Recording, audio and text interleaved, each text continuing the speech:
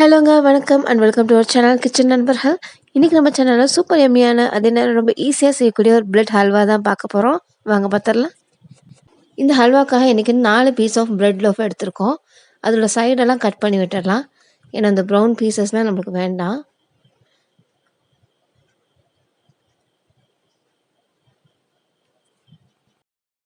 சைட்ஸை வெட்டி எடுத்துட்டு இந்த பிரெட் பீசஸையும் நம்ம சின்ன சின்ன துண்டங்களாக நறுக்கி எடுத்துக்கலாம். இது சின்ன சின்னதாக நறுக்குனதுக்கப்புறம் ஒரு கடாயில் கொஞ்சமாக எண்ணெய் சேர்த்துட்டு இந்த பிரெட் துண்டங்கள் எல்லாம் நல்லா பொரிச்சு எடுத்துக்கலாம். நல்லா கலர் சேஞ்ச் ஆகிற அளவுக்கு பொரிச்சுக்கலாம்.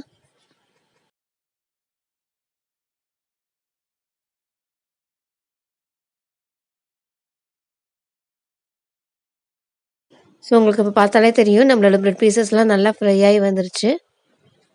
இப்போ இந்த கடாயிலே 2லேருந்து 3 ஸ்பூன் போல் நெய் சேர்த்துக்கலாம்.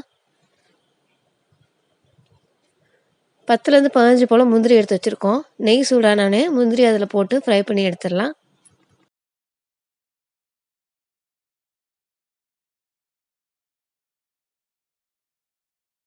ஸோ முந்திரி நல்லா ஃப்ரை ஆயிடுச்சு. அந்த கடாயில் இருக்க நெய்யோடையே சேர்த்து நம்ம தனியாக எடுத்து வச்சிடலாம் அந்த முந்திரியை. அந்த நெய்யும் நாங்கள் எடுத்துட்டோம், பட் அது காட்டல. இப்போ வெறும் கடாய் தான் இருக்குது. அதில் 100 கிராம் போல் சர்க்கரை சேர்த்துக்கலாம். அதில் ஒரு அரை டம்ளர் போல் தண்ணி சேர்த்துக்கலாம். ஸோ நாங்கள் 4 பிரெட் பீசஸ் எடுத்திருக்கோம். அதுக்கு 100 கிராம் சர்க்கரை சரியாக இருக்கும். இந்த சர்க்கரை பாகுக்கு கம்பி பதம்லாம் எதுவும் இல்லை. நல்லா அது கொதித்து வந்தோடனே நம்ம பிரெட் பீசஸ் இதில் சேர்க்க போகிறோம்.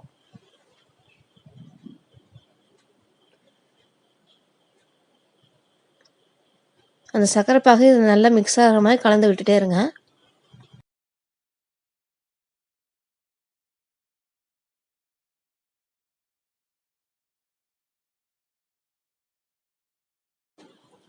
ஸோ பார்த்தீங்கன்னாலே தெரியும் அந்த ப்ரெட்டு சர்க்கரை பாகு நல்லா உறிஞ்சிருச்சு.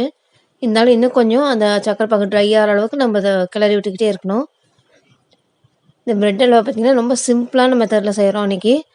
ஸோ உங்கள் வீட்டில் ப்ரெட்டு மட்டும் இருந்துச்சுன்னா போதும், நீங்கள் டக்குன்னு இந்த ஸ்வீட்டை செஞ்சிடலாம்.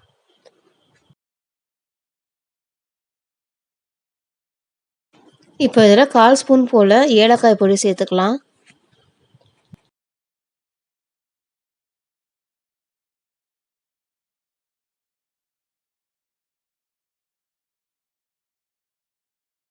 ஸோ ஃபைனல் ஸ்டேஜுக்கு வந்துட்டோம். நம்ம வறுத்து எடுத்து வச்சுருக்க முந்திரியும் அந்த நெய்யும் இதோடு இப்போ சேர்த்துடலாம்.